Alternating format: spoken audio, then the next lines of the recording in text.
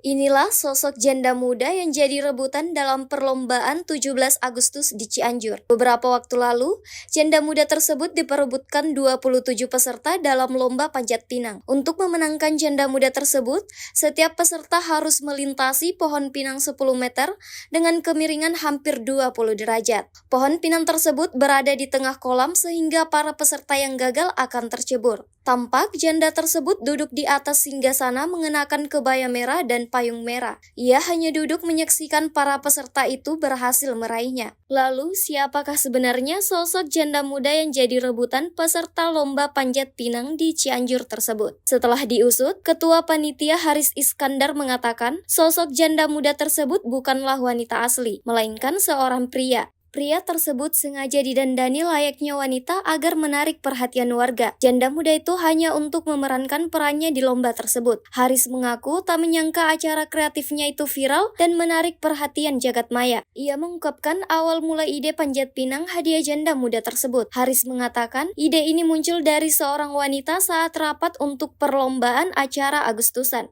Kini acara kreatif panitia Agustusan itu pun sukses dan menarik perhatian warga sekitar dalam memeriahkan HUT ke-79 Republik Indonesia. Download Tribun X sekarang, menghadirkan lokal menjadi Indonesia.